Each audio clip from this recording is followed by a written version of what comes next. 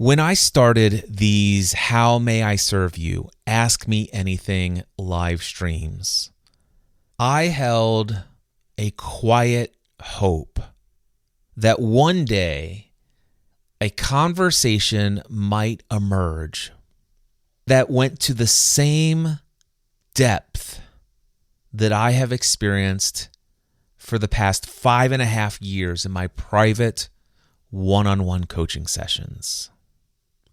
The conversation I'm about ready to share with you with Jordan Powers became that moment.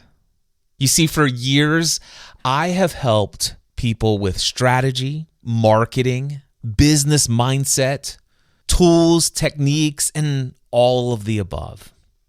I've even ran paid mastermind groups for the last 7.5 years where the focus was those things.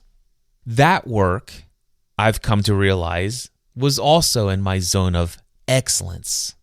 And while I still enjoy doing those things, I recently realized what lights me up most and what transforms lives at the deepest level are the conversations that I've been privileged to have that reach below the surface into identity, soul alignment, and what it truly means to live free. And on Wednesday, August 20th, 2025, my dream became reality.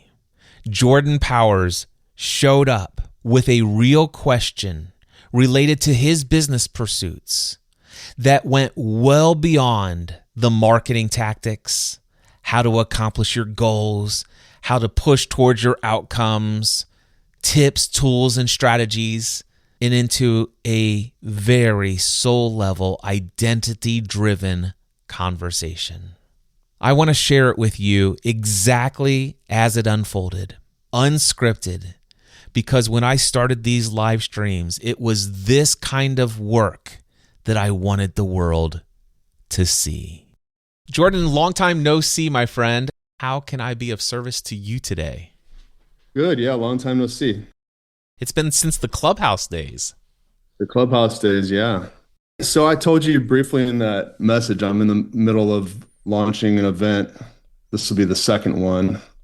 As I briefly mentioned, it was largely inspired by You're Free to Dream. I didn't go to that, but around the time you were putting on the first one, it got my gears turning quite a bit, even to the point where I went to the factory. I reached out to the team that you worked with. Matt and Lauren Brady? Yeah, exactly. Didn't end up doing it in the factory, but I did end up doing it in Nashville. And yeah, I mean, I wasn't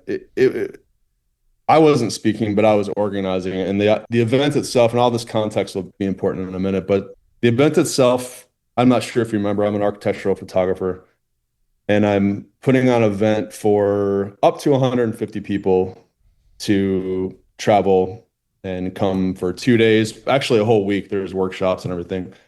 You've been through several event launches, including workshops and everything. So I think you can maybe relate a little bit to, it's probably changed now, but first time event, second time event, the emotions and everything that stir inside, the unknowns and the uncertainty and the doubting yourself and all the things that come with that.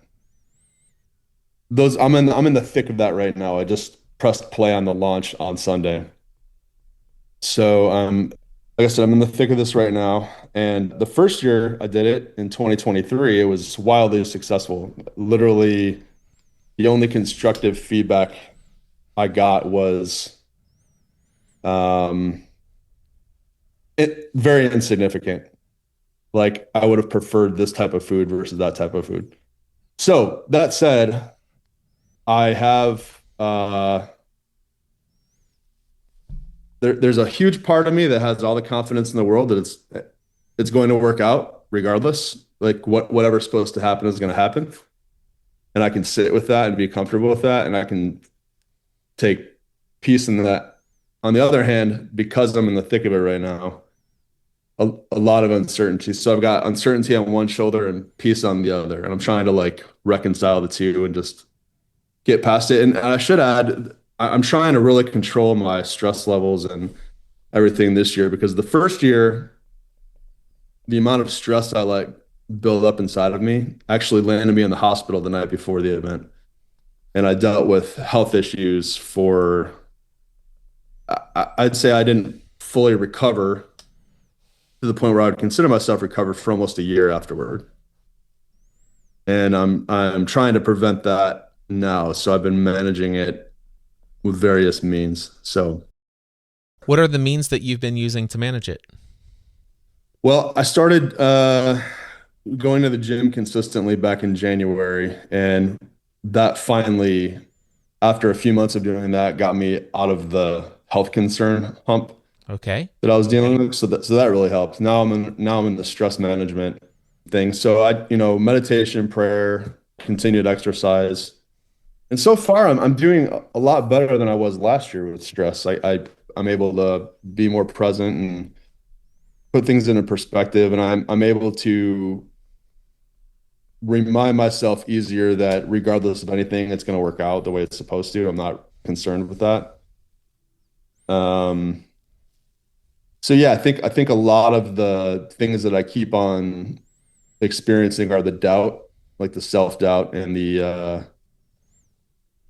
there's other things that are contributing to this as well, but like namely I think it's the doubt, and like I'm noticing some mistakes I made, quote unquote, things I could have done more efficiently, and things like that. So there's just a lot of doubt creeping in right now. Couple of things come to my mind here. The first thing is, why is the focus on managing stress versus eliminating stress? It's a good question. I think in my mind, managing, if I can get it under control to where I can like predict when it's coming on and control that for the time being, it'll lead to elimination.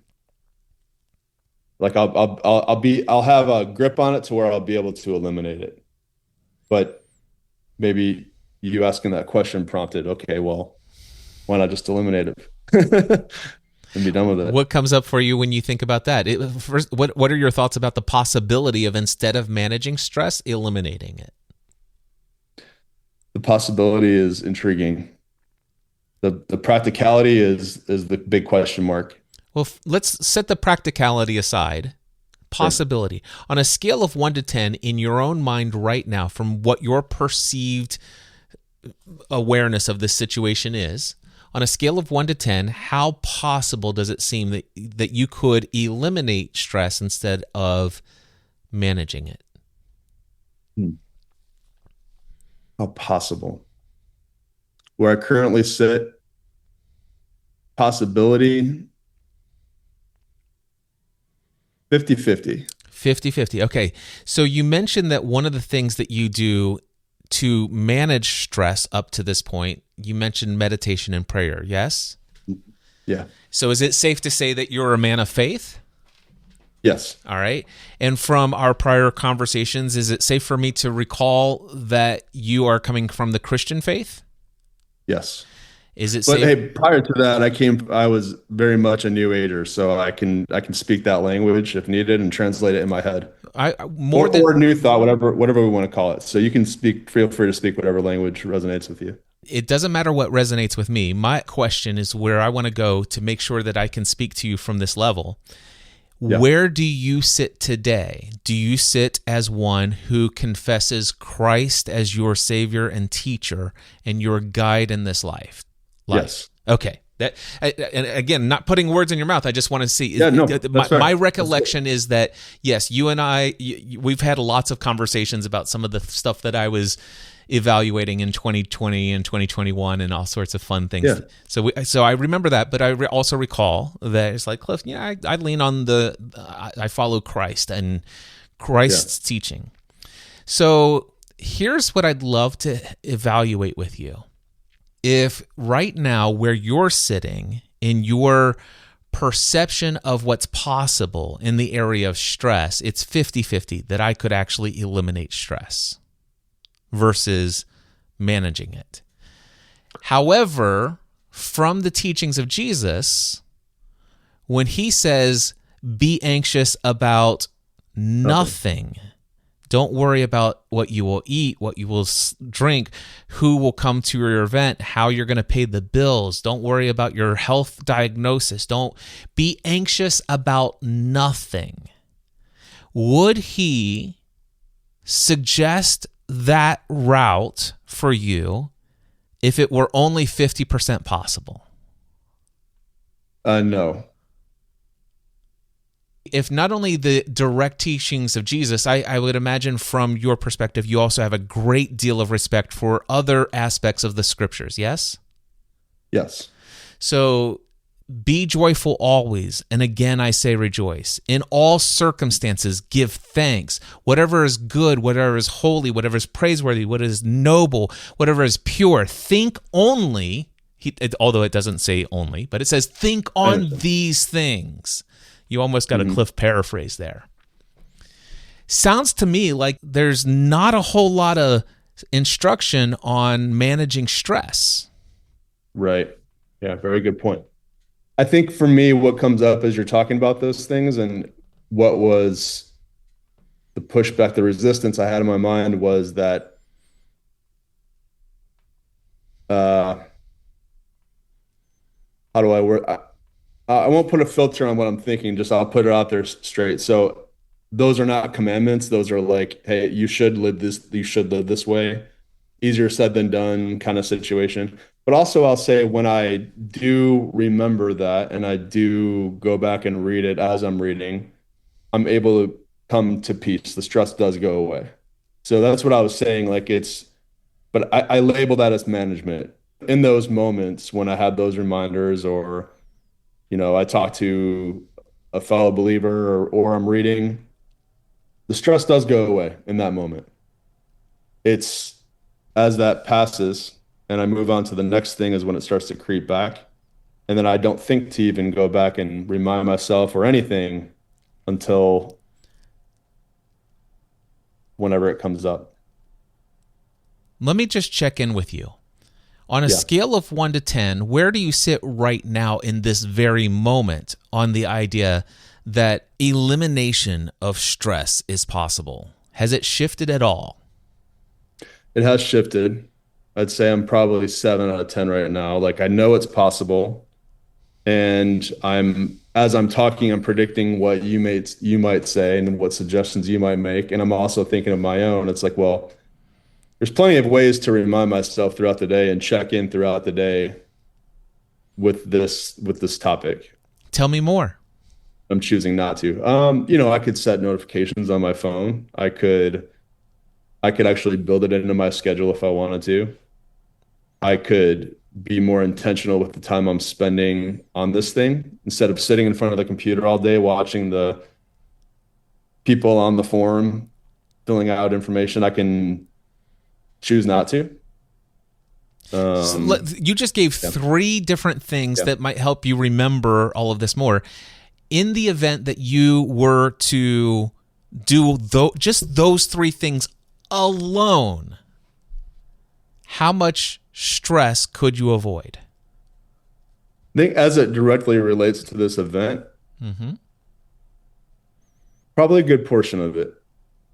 It's there's still the unknown that's there, and there's also still the self-doubt. Like I'm not worried about. We'll come to the unknown and we'll come to the self-doubt. I just only want to focus for just this moment on the idea that one needs to manage stress versus just eliminating it. Let me explain to you why. If you have a belief that you need to do a better job of managing stress becomes the objective goal of your subconscious mind. So therefore, your subconscious mind, without even your conscious awareness, will look for things for you to manage. Yeah. AKA, your subconscious mind will find things for you to stress about, so therefore you can live in alignment with your desire to manage said stress. Not even just my subconscious mind, my conscious mind. I'm literally looking for problems to solve. Absolutely. You're getting where I'm going with this. Yeah. So let's check in for just a second. You just named 3 things one could do. You were at a 50-50. You moved up to 7 out of 10. right in this very moment, on a scale of 1 to 10, the possibility that you could live your life as it relates to this event with no stress, on a scale of 1 to 10, what is the possibility? Right now, sitting here, I'd say there's still about a 70% or 7 out of 10. Okay. yeah, 7 out of 10. So I'm almost there. I'm getting there though. I We're know. getting there. Hey, we've moved from 5 to 7. We'll get there.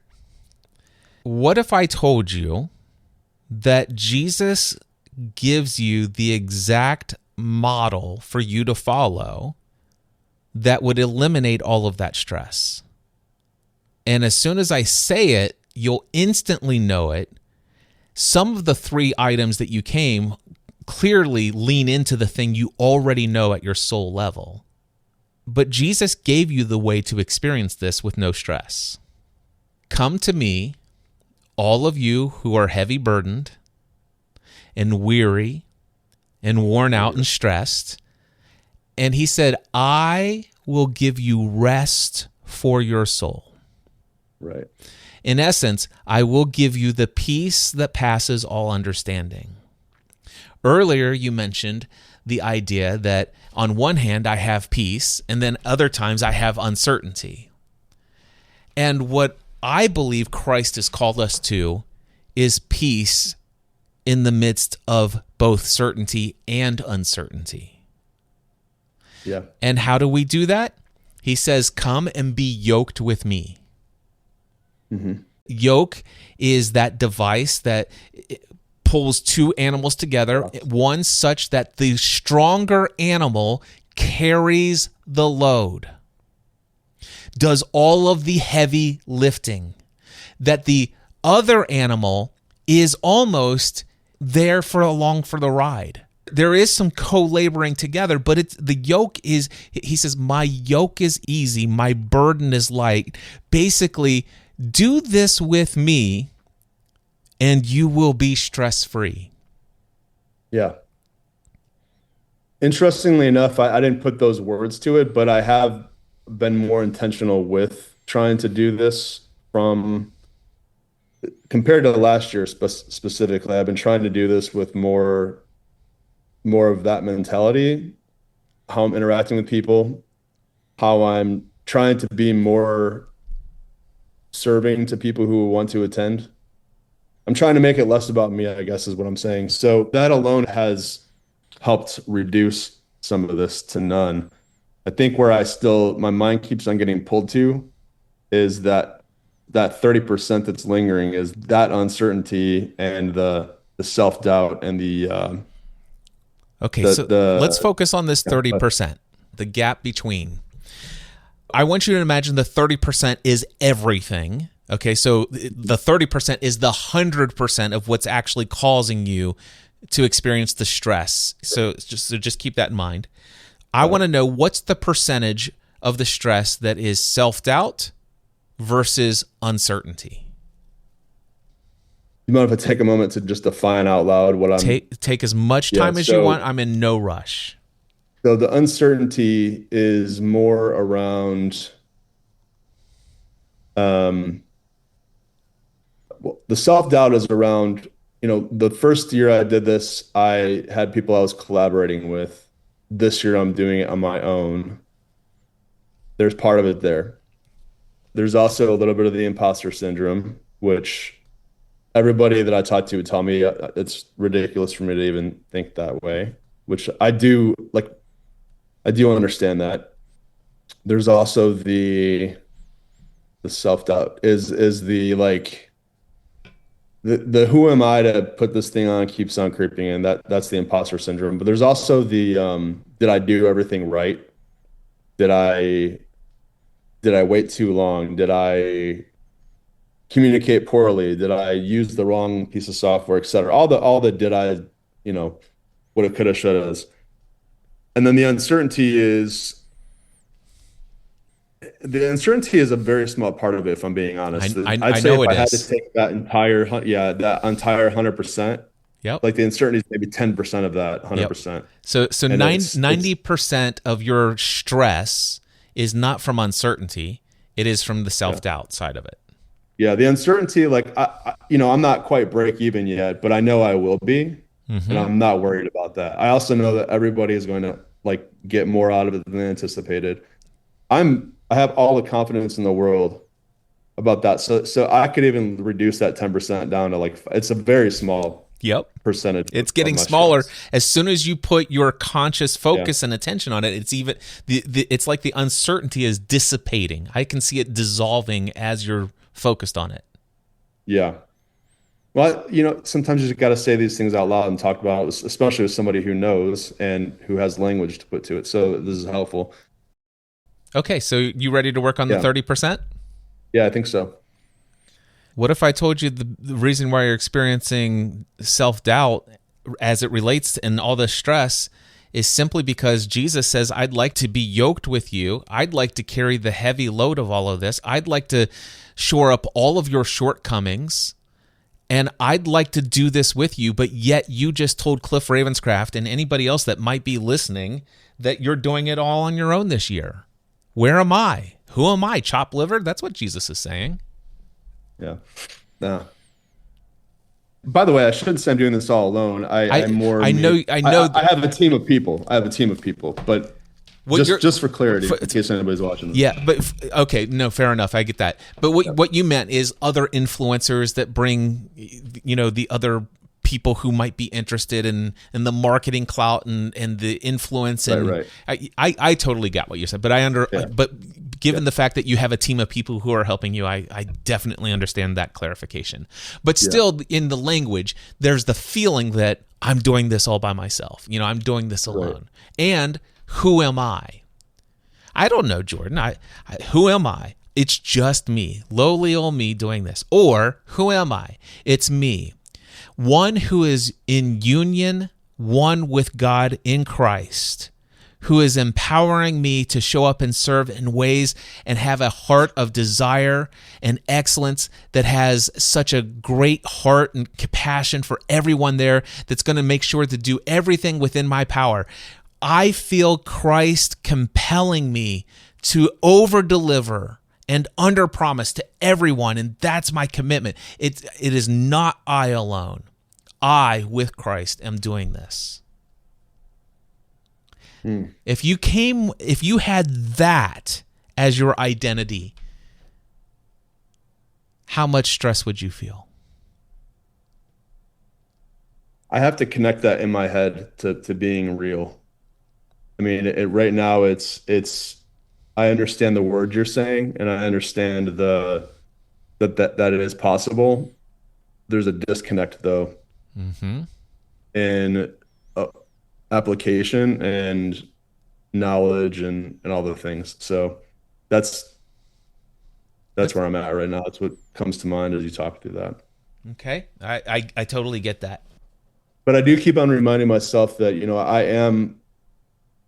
I am going back to prayer and reading and also talking with like one of the people on my team is a Christian as well. So I'm able to like speak the same language with them and they're able to offer encouragement through that. So I do have that more than I did last time. Even in life, I struggle with how do you apply that? How do you connect that to where it clicks and makes sense and you can apply that to everyday life? That's something I've always struggled with because I do tend to just figure it out on my own, quote unquote. Yeah, and figure it out on my own seems to lead to a lot of stress. Yeah. That one would then need to manage. Yeah. So come to me, all who are stressed about anything. Be in union with me. Let's do it together. Put this yoke on. I'm stronger by far. You might ask the question of, am I doing this all right? The answer to the question to that, Jordan, is no, you're not doing it all right. You are making mistakes that you're not even aware of yet. You made mistakes the last time, you'll make mistakes this time, and you are not going to be perfect when you have the next event and the event after that. Now, will you make less and less mistakes as you become consciously aware of some of the mistakes? Yes. Will you occasionally make the same mistake twice? Possibly, if not even probably. Could I, should I, would I have gotten different results? But the answer to all of those questions are, yeah, you could have done it earlier. Yeah, you should have, maybe could have, blah, blah, blah, blah. But you know what? Asking those questions will never change what currently exists as the reality of the number of people who are currently signed up and or the number of people who are going to sign up. You're stressing over any of the answers to any of those questions doesn't change the reality of the actual actions and efforts and steps that you have taken to create what currently is offered. Does this make sense? Yeah. So you could either stress about all the mistakes you've made, all the things that I'm not doing right, I coulda, shoulda, woulda, whatever, all that stuff. You could stress all about that, and it will not impact the event in any way, shape, or form. Right. Or you could simply become aware from time to time of mistakes you made and write it down. Maybe things that's like, you know what? Maybe if next year I should maybe start marketing 3 to 4 weeks earlier. You could just write that down. You could become aware of all of these mistakes, all of these coulda, shoulda, wouldas, and you could simply write them all down and have zero stress about it, and it still will not impact this event. So whether you stress or don't stress, nothing changes with this event. Right. And I can make any changes to respond to that stress, and it's gonna whatever's meant to be is going to be. It's gonna play out exactly how it's supposed to. Exactly. Yeah. So what you are invited to is have Christ cover the heavy lifting, the heavy load. Now, what I heard is, I understand the concept. I just haven't had a lived, felt experience of how does this show up practically and in reality. This is where I can have a conversation with you that might sound like a different language to some people, but there's a little bit of commingling from some of the other traditions out there. So you and I both know Jesus, and we also both know that his last name was not Christ. Right. From your other studies before where you landed today in your faith journey, you probably heard the term Christ consciousness. Yeah. All right. And that Jesus was one with Christ consciousness. Right. And Christ consciousness, there's a way that I've come to experience, and I'm not suggesting that you have to adopt my beliefs, and I understand. Yeah. What's worked for me to understand is that Christ consciousness is the intelligence that activates the energy, the source of all energy that creates worlds. So in my understanding today, the Holy Spirit is the vibratory energy of God. It is the energy that causes all things to vibrate in different frequencies. It is the energy, and the intelligence of Christ is the intelligence of that vibratory energy. And so, therefore, the intelligence of Christ consciousness informs with its intelligence how things should materialize. All right?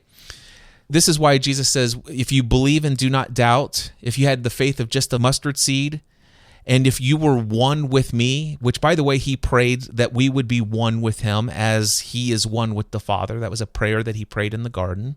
He prayed that we would be one with him. He was one with the Father. He said, I tell you the truth, that you will do far greater things than I do.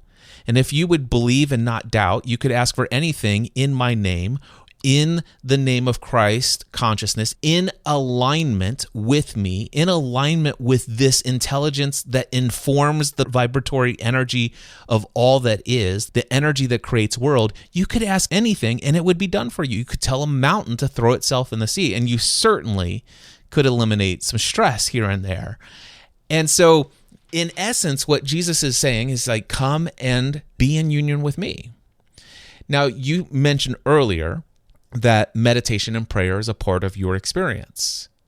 Mm-hmm. Are you not experiencing the felt presence of Christ in you in those moments? Yeah, in those moments, that's what I was saying earlier. It does linger in those moments until I move on to the next task. That's where I like as the day progresses, it starts to detach a bit from that. Let's just do a mental exercise with me for just a moment. Yeah. On average, what time do you wake up? 7:30. 7:30. So you get up 7:30, and when do you typically do your prayer and meditation? Probably anywhere from right when I wake up to an hour later. I go on a 30-minute walk every morning, and kind of that's my meditative walk. And then and then I come back and I do an actual meditation, prayer, reading. Yeah, and so you feel the felt presence of Christ with you. Yeah.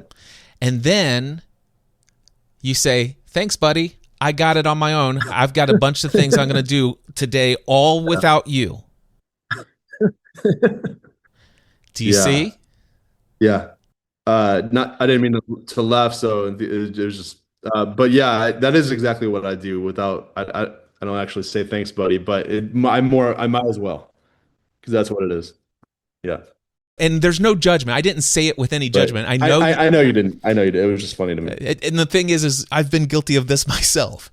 Yeah. Except that what I'm getting at, and the reason why I share this is, Jordan, I could tell you all sorts of things about where I am right now that would be stressing people out to the point where they would be in the hospital debilitated. Things that I personally currently have in my life experience. I have zero stress. Yeah. And I've brought Christ with me into this live stream today. He's here now. He's been speaking to you through me in this conversation. And if you wanted to, if you wake up at 7:30 and you usually become in union with Christ until about 9:30, and then you say, hey, thanks, I'm going to go do my thing that I have to do alone today. I'm taking the yoke off. And now I have to carry the heavy load all day by myself. But to clarify, it's while I'm working. When I stop working, then I kind of get back into that mode. So yeah. The invitation is simply this. Could you bring a conscious awareness of the presence of Christ that you experience in meditation into the activity and action of your work? Is that possible? It's possible. I will need to sit and think how. Because it's possible. I have to figure out how. Final answer. So let me make sure I heard what you said. Yes, I believe it's possible, and I desire, I'm going to paraphrase, I desire to figure out how. Is that what I hear? I'm being completely honest, as you said those words in that way, the word desire stood out to me, and I'm like, okay, is there a part of me that like somehow finds comfort in the chaos? Because maybe it's the letting go. It's the letting go of control of everything, I think, is maybe the root of it somehow. Not the root, but it's definitely underlying there. So when you say the desire to, I'm like, can I say yes to that? Because I don't know. Maybe there isn't a strong desire to, because it seems like a simple problem to solve. Why do I have so much resistance to solving it? Yeah. When I read the book The Big Leap by Gay Hendricks, it says, if it were possible, would you be willing to feel good and have your life go well all of the time? And I was ticked when I read that. For some reason, I had such a visceral negative reaction that I shut the book and didn't read it for a couple of days. Finally, I came back to it because it had been recommended to me way too many times from my mentors in life to ignore their suggestion. And so I went back to the book a couple of days later. And I realized that I misunderstood what it said. It didn't say, are you willing to have your life go well and feel good all of the time? It said, if it were possible, would you be willing? What I love about the book is like, first of all, let's just forget for a second whether or not it's possible. But if it were possible to live your life without stress, I'm now going to bring in paraphrased language here. If it were possible, forget about if it is possible. If it were, would you be willing to live every moment of every day, every business decision, every personal relationship that you have, every aspect of your life? If it were possible, would you be willing to live stress-free? For me, when I read that book, the answer was no. I was a mirror of what you are having as a conversation with me. I was having with myself, a version of myself. It's like, no, I don't think that's possible. And besides, if I didn't have any stress, there's parts of my belief that says, you know what, I work good under pressure. And if I didn't have enough pressure, I probably wouldn't be motivated to take action. This began deconstructing a lot of beliefs that I've picked up from people that I just bought into. And then all of a sudden I began to sit in my time of meditation and prayer and reading through various different scriptures, including the Bible. And then I realized, wait, be anxious about nothing. Oh, wait a second. The Bible's actually telling me, Jesus is actually telling me that this is possible. And not only is it possible, it's recommended. He's also given me the method for me to experience it. And so eventually I got to the place, okay, I came to the realization for me personally, yes, if it were possible, and I'm not saying that it is, if it were possible, I would be willing. And that's where it started for me. And then once I said that, then all of a sudden it's like, well, wait a second, maybe it is possible. Would Christ say, be anxious about nothing and be joyful always? And again, I say rejoice. In all things, give thanks and gratitude and appreciation.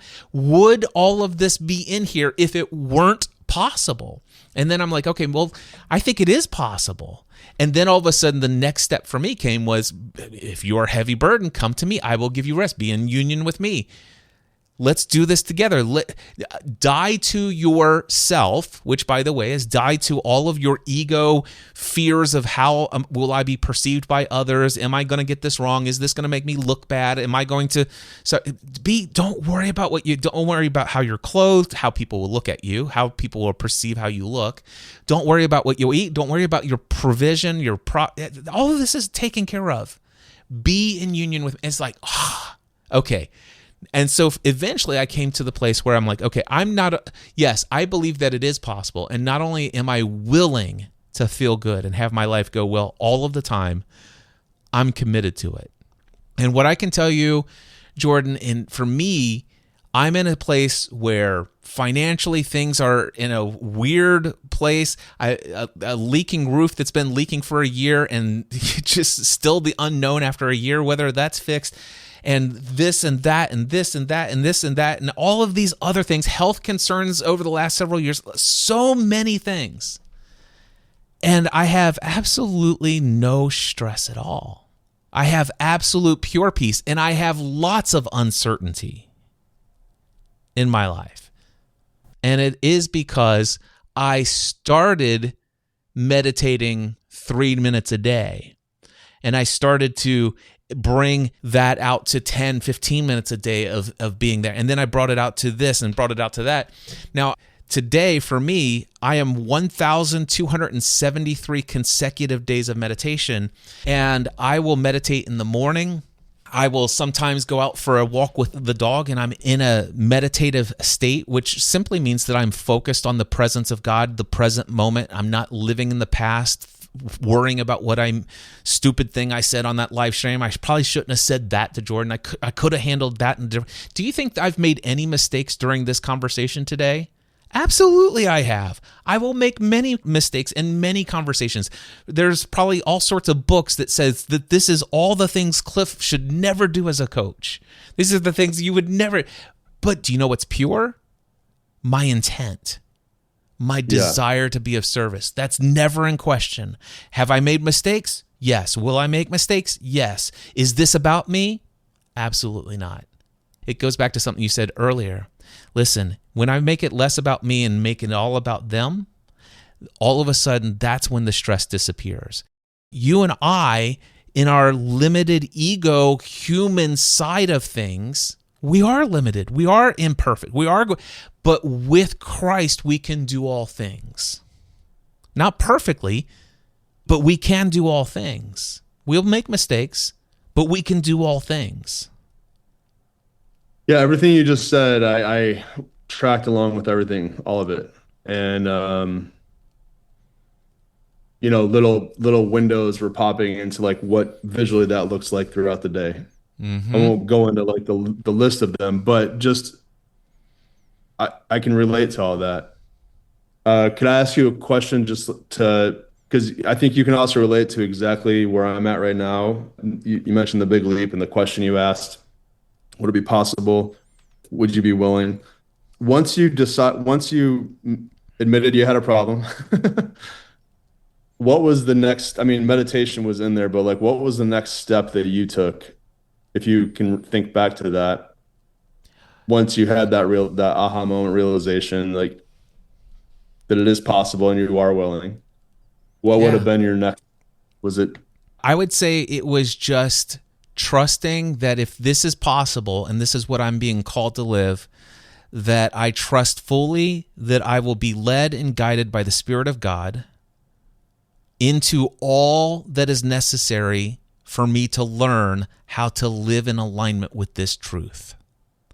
So what happened was, and this is why I brought back the semantics of the words earlier, I made a decision. I'm not going to manage stress. I'm going to eliminate it. I'm not going to manage worry, anxiety, fear, and self-doubt. I'm going to eliminate all of them. And one thing I know is that none of those things, anxiety, fear, and worry, and self-doubt, none of those things I've ever experienced in a time of meditation where I'm consciously aware of the presence of Christ within me. And then it dawned on me, what if I actually bring my conscious awareness of Christ within me outside of my scheduled meditation? What if I brought the conscious awareness of Christ within me in a live stream, in a conversation, talking to Jordan?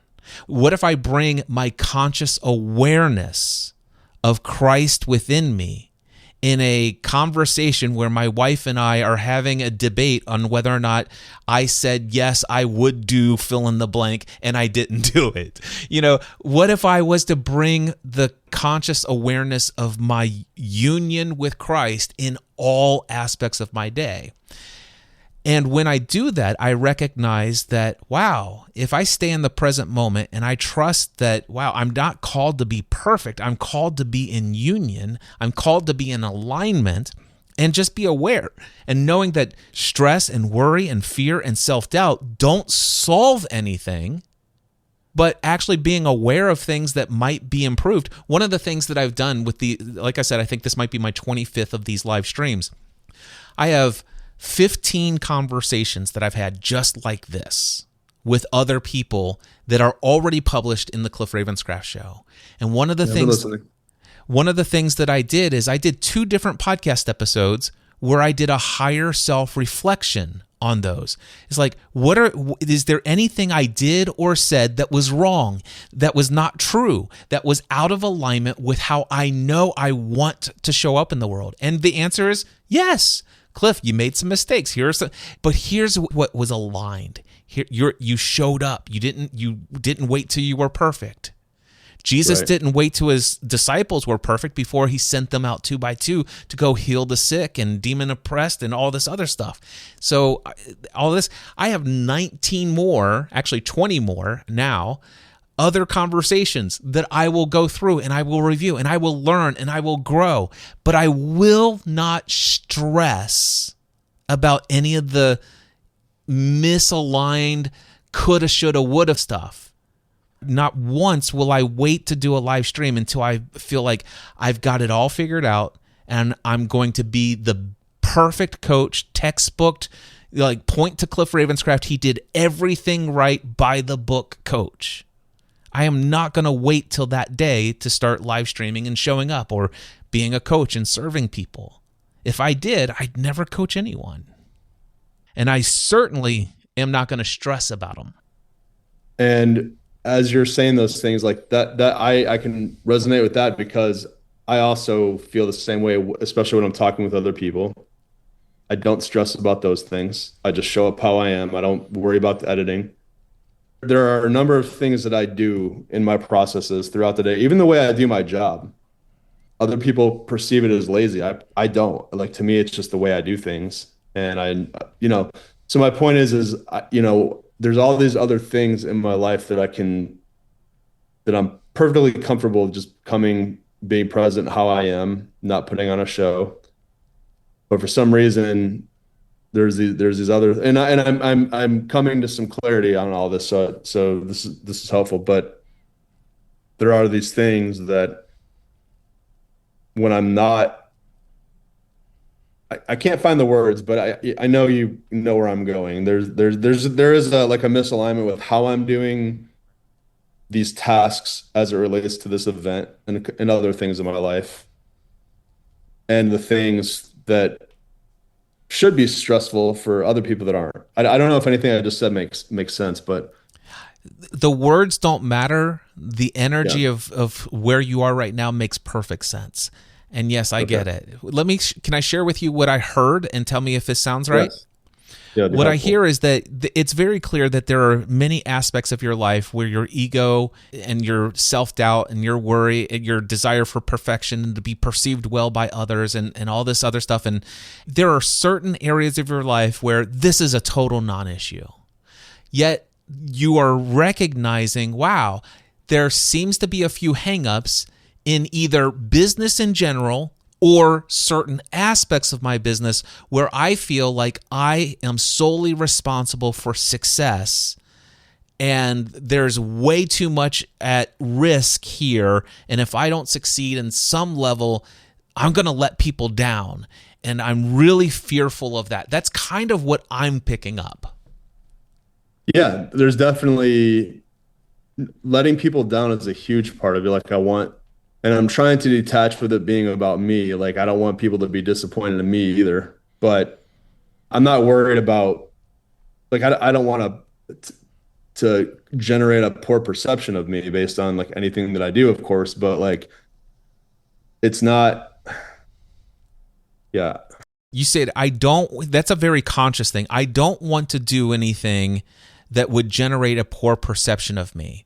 And in some ways, I take that as I will consciously go out of my way to perform in such a way so that what I do doesn't cause people to have a poor perception of me. And that can cause stress.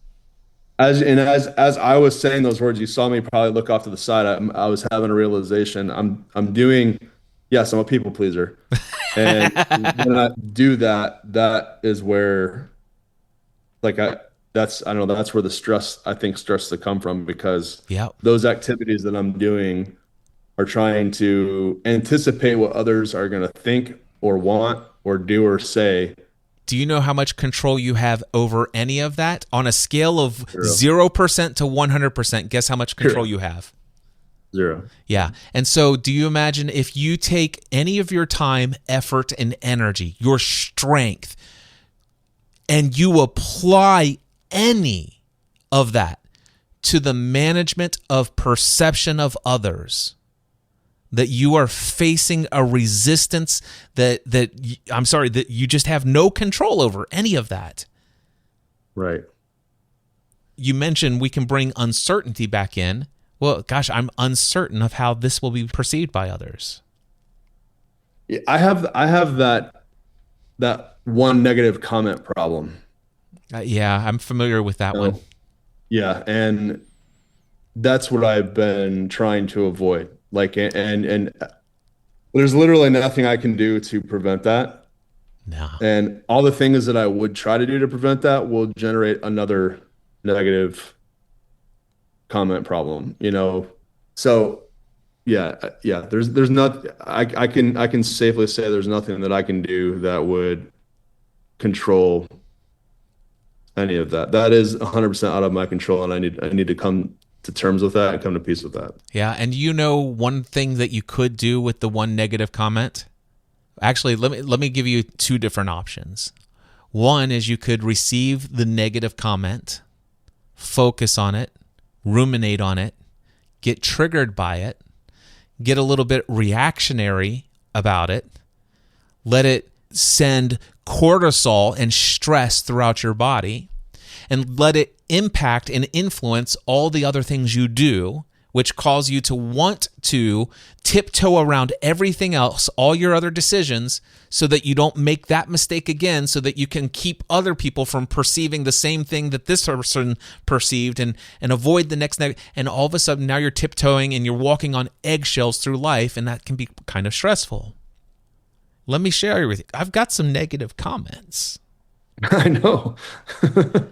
I used to have the negative comment problem as well. Yeah.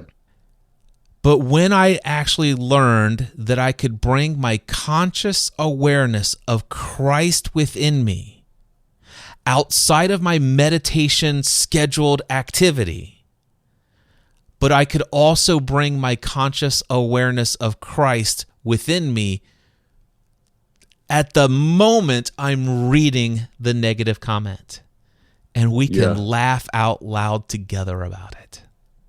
Yeah, Cliff, you did kind of screw that up. What were you thinking?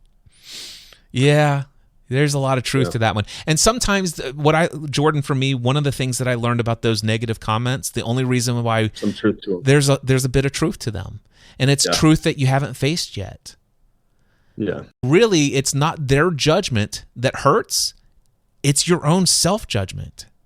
Yeah. You haven't learned to forgive yourself for that imperfect part of you yet. And that's what the conscious presence of Christ is there to help you do. I remember your sins no more. Your imperfection are as far as the east is from the west. I do not see them. Yeah, and it goes beyond this event, obviously. I think, it's with all of life. And that's, it's sometimes I even ask myself if the event is even coming from like trying to answer that one negative thing that's lingering in the past, that's like deep in my subconscious somewhere. You and I have both been a student of what's known as the spiritual journey. Yeah.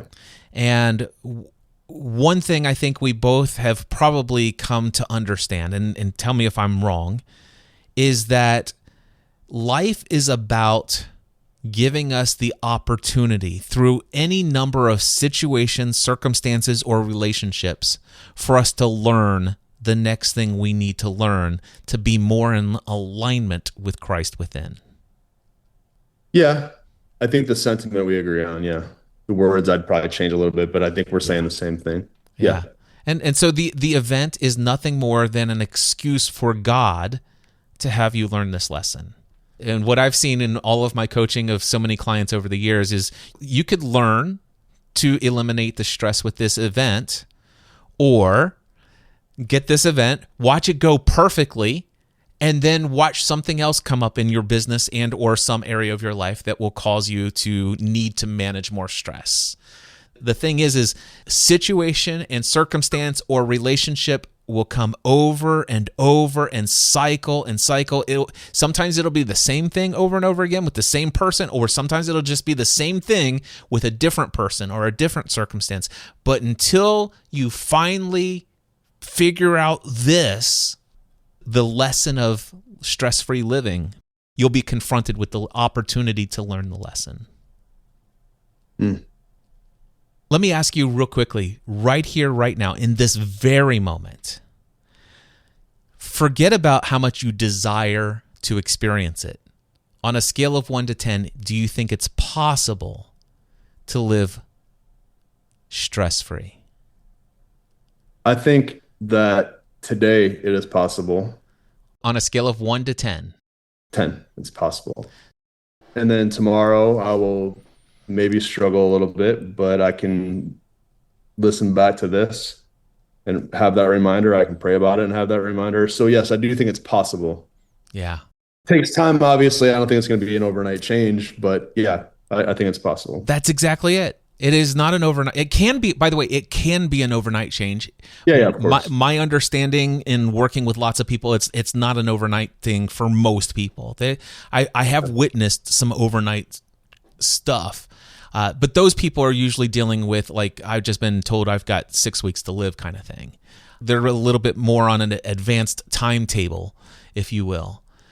Yeah. But I've seen people facing the most craziest stuff. One of the conversations that's not been published yet in the Cliff Ravenscraft show is one of my clients I've worked with for well over a decade now.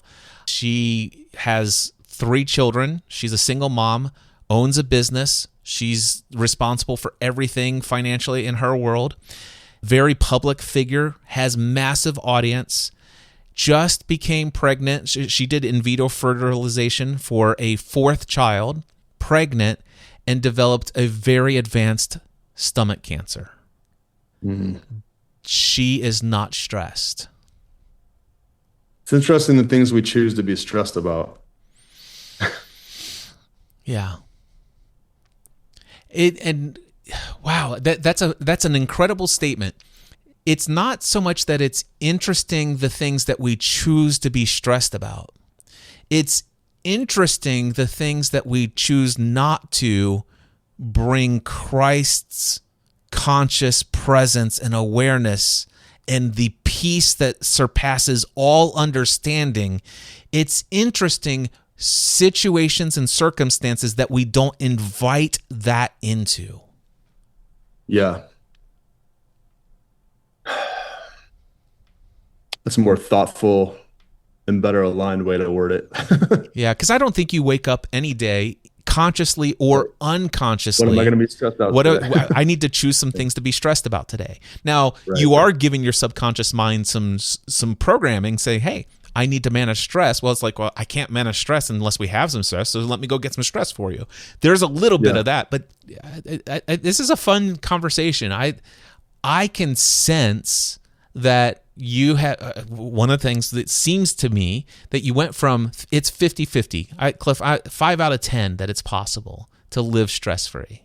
And then we moved to 7, and you were staying there at 7 for a while. And then I think what I witnessed, Jordan, is when you realize it's like, wait a second, it's not so much that I don't believe that it's possible, I just don't know that I desire it. And then all of a sudden it's like, now there's something for me to dig in. If it is possible, why don't I desire it? What part of me wants to hold on to stress? All of this is just an invitation into greater self-discovery of what's going on inside of there. And that's what I'm witnessing. And I think it's awesome. Yeah, I agree with you, especially when you put that word desire in there is when it all kind of pivoted for me, because I realized at that moment that it's like, okay, it is about desire. Like, I know it's possible. I've read the book. I've said the prayers. I've felt it. So I'm making a conscious or unconscious decision to ignore it. You know, and obviously there's many deeper levels to go on this, but I don't want to hog up the room. But I think that it's definitely helped bring me clarity on this. And I'll definitely share updates with you message wise. Just so, I mean, you probably will already know, but I don't know. I think this has been very helpful. Jordan, I can tell you right now, I absolutely love the relationship that you and I have formed over all of these years. We've had some of the most incredible dialogues. I love the fact that you were such a huge part of what was going on back in the Clubhouse days. And of course, I'm sure you've heard that it was the Clubhouse stuff that inspired what I'm creating in this particular format. And so to actually have you come and bring this level of depth of conversation is a dream come true for me. So thank you. I freed the dream for you. You freed the dream of the live stream. You freed the dream of the live stream. We freed the stream. I appreciate you so much, my friend. You are invited back here anytime. And of course, you're invited, as you know, always to just reach out to me personally in any form. So, But let me add one small anecdote. You doing these has also inspired me to do one of these as well with like my community. yeah. So I just wanted to encourage you there. I think what you're doing is, I mean, it's aligned for you, but I think it is with the general, I don't know, for me at least, it feels like this is the way things are going. Like just authentic communication with people for everybody to hear, not like behind a gateway. Again, I know there's private conversations that need to happen Yeah. and paid clients, but I'm just saying I think it's the right move. I'm just giving you some outside assurance. Not that you need it, but when I hear you talking about it and your path right now and where you're at, I resonate with it 100%. I appreciate that. It's good to talk to you and see you. Jordan, thank you so much, man. Thank you. I appreciate you. And come back anytime. If this conversation resonated with you, it's because you were ready to hear it. The work that I do goes far beyond the strategies and tools and surface level solutions. It's about helping people find freedom, clarity, and alignment at the deepest level. That's what you just witnessed in this conversation with Jordan. And it's what I love creating for others every single day. And if you're listening to this as it's released, we're only 1 week away from the very next Free the Dream workshop happening next Friday and Saturday, August 29th and 30th. And if you're hearing this later, no worries. Either way, I want to invite you to head over to freethedreamworkshop.com and register for the next available session. This 2-day experience is designed to help you clear the noise, uncover what's next, and remember the part of you that's still waiting to be lived. I'd love to see you there.